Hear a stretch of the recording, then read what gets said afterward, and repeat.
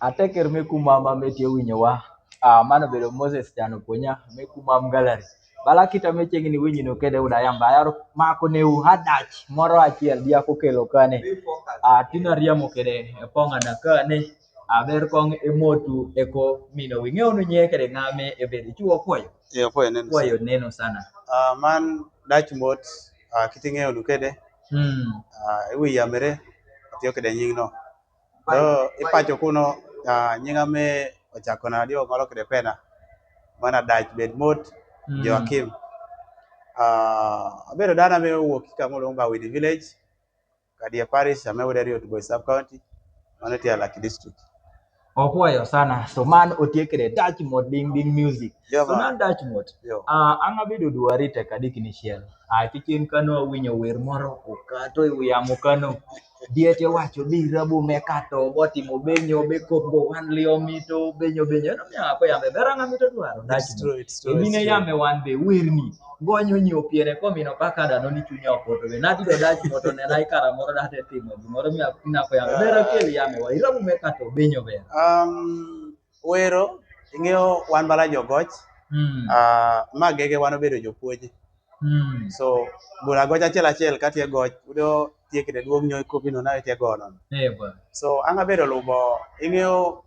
wer yai kede kitame iwinyo samro koko me jo tiekede okay like giatimere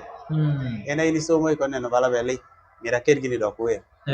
so abedo neno imiyo gwachio bedo kede kara tot me koko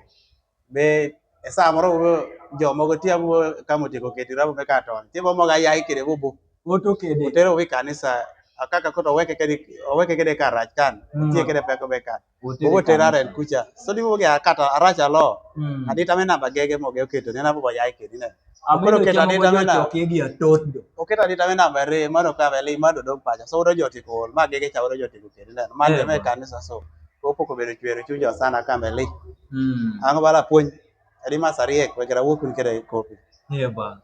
so indidi neno gino wango chunyi ineno kitado kondo kelo kera dita magege ni dido joko choko ding'e botie konyo kede peko me kato okodo ringo kede kanisa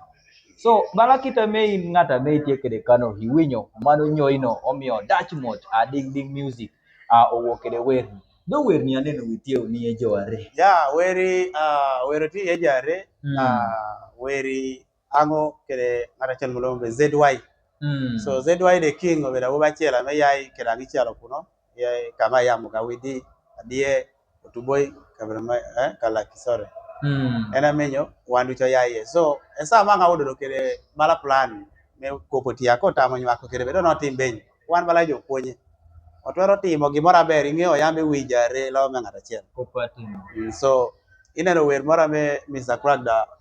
oribo wiye kede omimere Mr. Bull so jogo da potamo yango piny kare ara ka beli wara na bala kiro bere kidi miego nene pon me yango piny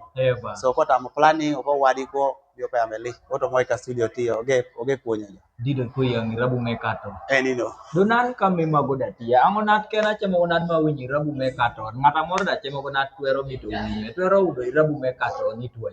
rabu mekato ijo jo ame maro tikere laptop e downloading di gitietu chien kuno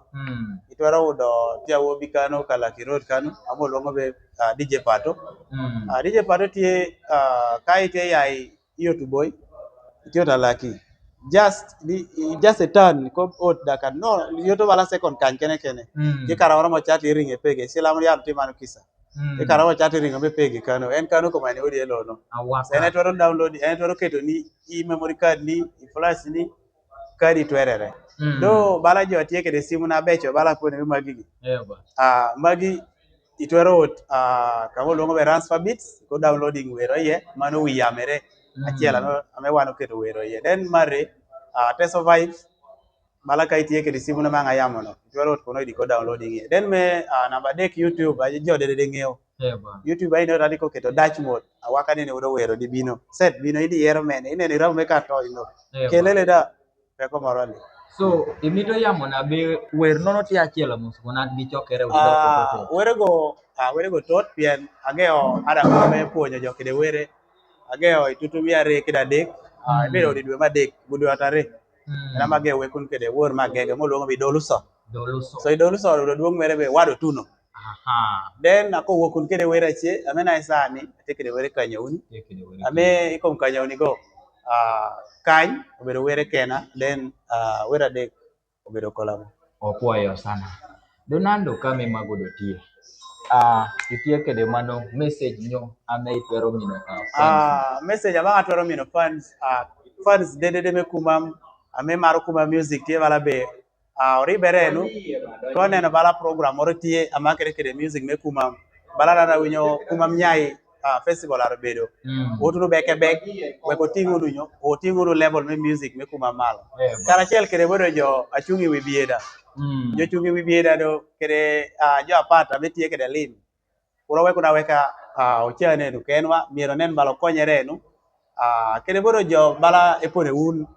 ja me promoting jogida uda kuri ibedo no stick promoting artist achiel mara re moro kene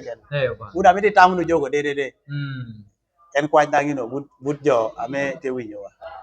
opuoyo no jo ame te winyowa kame magoda tie inyimu kan audo mano Moses Chano Punya ame kumam gallery audo makode mano tuana me puro bur Mr. Dutchmod ding music mandi udo giokelo wakano bedo kome wera achiel amoluongo be Irabu Mekato kuru wili be itwero udo interviews achie jamini achie apat mano YouTube channel me kumam gallery Facebook Twitter WhatsApp kede kabedere achie apapat umaro wite